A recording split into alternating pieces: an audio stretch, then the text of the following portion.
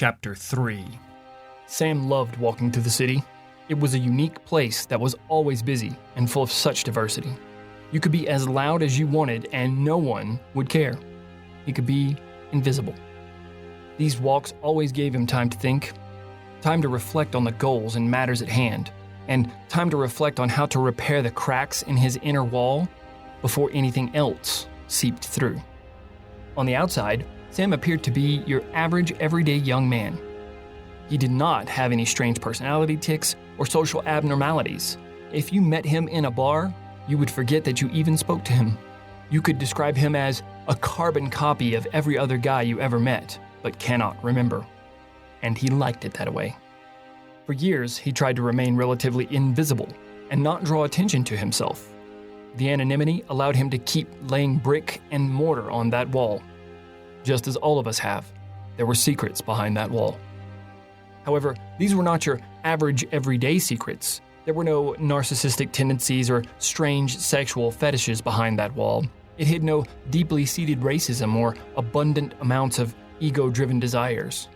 What was behind this wall was something that was far different. It was a thing that desperately wanted to escape. It needed to be seen and heard far more than Sam was able to keep it in. Sam used these strolls through the city to seal those cracks. It was time well spent to see that he remained in control of that secret. If there were ever even a small crack left unattended, then the secret could get out and the whole world would know that Sam was not well. He was not well at all. Sam grew up poor. Not just your average poor. It was the type of poor that makes people bitter.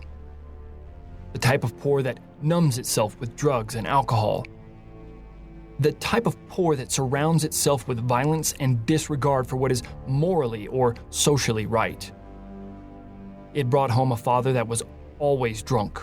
The man drank so much that you could smell the alcohol in his sweat every morning. The two-bedroom house that they lived in stunk of sweaty old alcoholic. The smell permeated every wall of the Section 8 home. If it were not for the benefits they received, Sam would have been homeless and an orphan before he was 6 years old. His piece of shit father was abusive all the way across the board. He would destroy Sam verbally, emotionally, and physically every chance he got. Sam was his punching bag. A chained dog that would get beaten every time he whimpered. If he ever showed any emotion or sense of self-worth, this man would take it from him with foot and fist. Then he would break his spirit even further with a verbal barrage that would test the will of even the strongest drill sergeant. Sam only had one option in life: take it. His mother was even worse. She long ago swapped her soul for the soul of a woman who hated everything, including her son. To her, he was the reason she wound up in this mess. He was the reason that she was poor and with Sam's shit stain of a father. She would lecture him for hours on end about how crappy her life was and how she wished he would just die so she could be free. This woman was obsessed with her situation and making sure that Sam was acutely aware of how worthless he was. She would take every opportunity to tell him how much he was like his father. Then she would let that self-fueled anger turn into flying fists and feet. Beating Sam was like a sport for her. His mother and father fought like cats and dogs. They would scream, cuss, and destroy. They would beat each other, and when they finished, they would beat Sam. He hated them with an anger that boiled in the back of his throat like tar over a black fire every time he even thought of them. It was likely that few have ever felt this kind of anger. Sam wished he never had.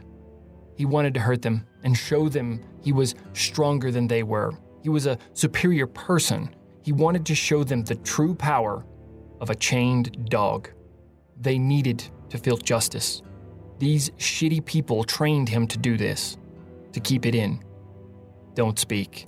Just stew in the anger with no outlet, no way to let it go. Beating Sam was not the only way they showed their dominance over him. Beyond the demeaning and humiliating verbal abuse and soul-scarring emotional torment that they exerted upon him, there was the box. The box was little more than a shipping crate that his shithead father converted to hold his tools. The box was reinforced to keep it sturdy, but it only held tools for a brief amount of time. The pawn shop would empty it less than a month after its construction. His parents found no trouble finding a use for it, though. After any given amount of verbal or physical pounding, Sam got thrown into the box. At 2 feet wide, 18 inches tall, and 5 feet long, this box was smaller than a coffin. Dirt and rust with various nuts and old nails filled the bottom of the box. They would lock the top and leave him in there for hours, sometimes days. The long hours in the box would not pass quickly. The roaches that came in and out of the box were very curious and seemed to explore everything.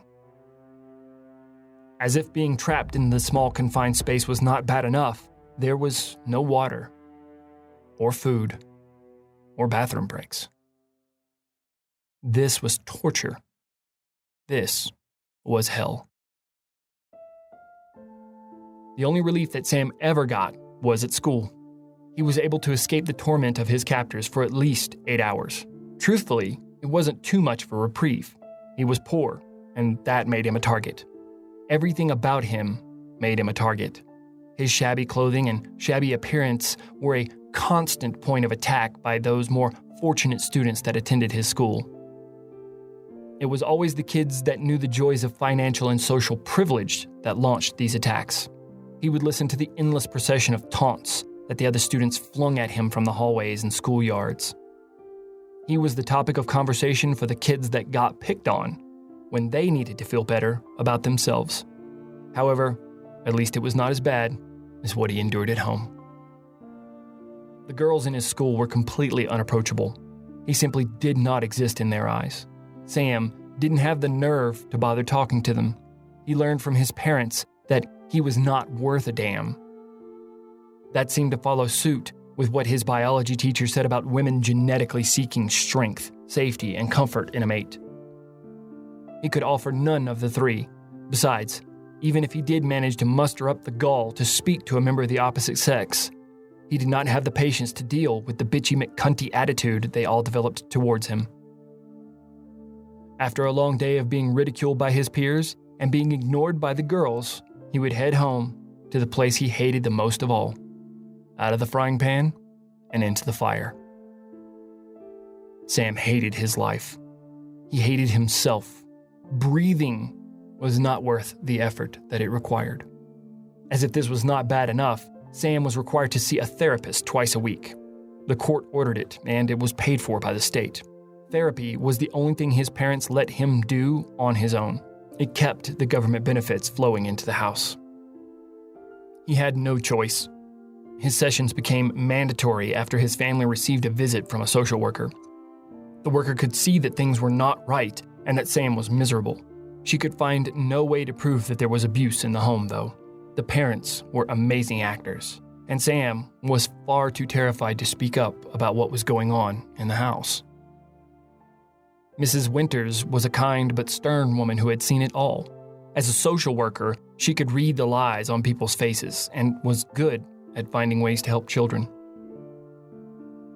She pulled Sam aside for a private conversation with the tormented young boy, prodding Sam for the real info on what was happening in the poor excuse for a family home. He would not say a word about what his parents were doing to him. He avoided that portion of the conversation altogether. He did, however, mention that he was having the worst dreams. The kind that would make him sweat profusely.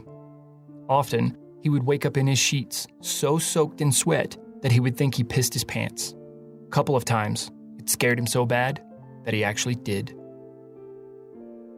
Mrs. Winters saw this as a legitimate opportunity to get him some help. She often said to her fellow social workers that sometimes the best medicine for an ailing heart is an open ear. She could not have been more right. Sam was referred to a therapist. His therapist was a young man in his early 30s, magnificently talented, but still paying his dues by doing social work until he saved enough money and earned enough accolades to start his own practice. His name was Dr. Stephen Wallace, and he took a keen interest in this young man from a broken home.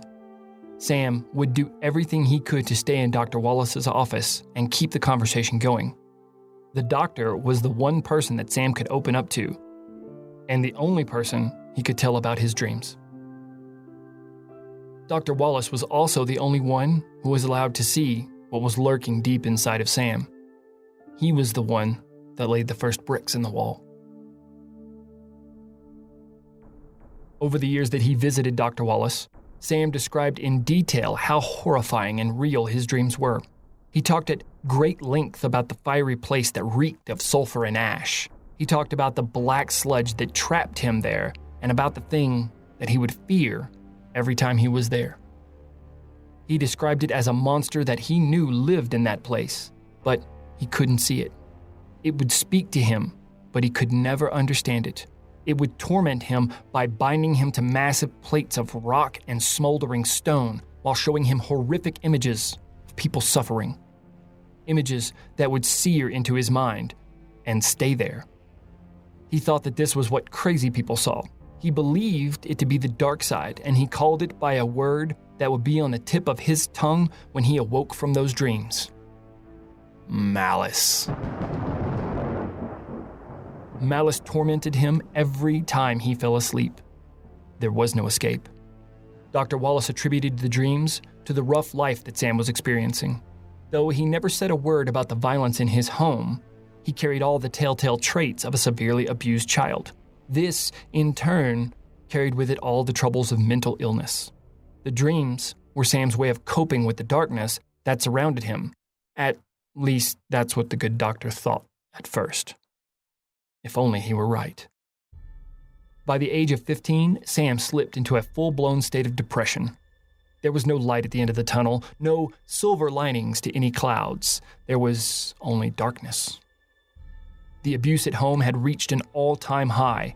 The bullying at school persisted and grew throughout the years, and there was no end in sight. The dreams became far more vivid and violent, and all he wanted was out. By this time, there were 2 failed suicide attempts. The scars on his wrist were a sign of one.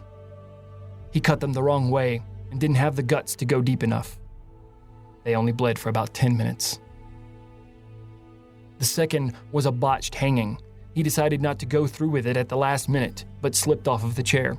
After seconds of struggling, the cord broke loose from its anchor, and Sam came crashing down on his ass. He couldn't even get that right.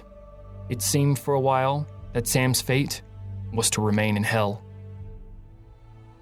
A breath of fresh air came to him one night in the form of a lung full of smoke. Sam's house was set ablaze. He was the only survivor. Though never confirmed, the authorities believed that his drunk-ass father passed out with a cigarette in his hand. Incredibly groggy, Sam awoke in the hallway, only feet from the door. He didn't have a clue as to how he had made it there, but he was happy to be alive. There was not a single effort from him to help save his parents from the fire. As he arduously made his way towards the door, he could faintly hear his mother screaming in agony. And then, the screaming stopped. A light ignited at the end of the tunnel once more, and it was bright orange. Sam stumbled out and collapsed on the ground.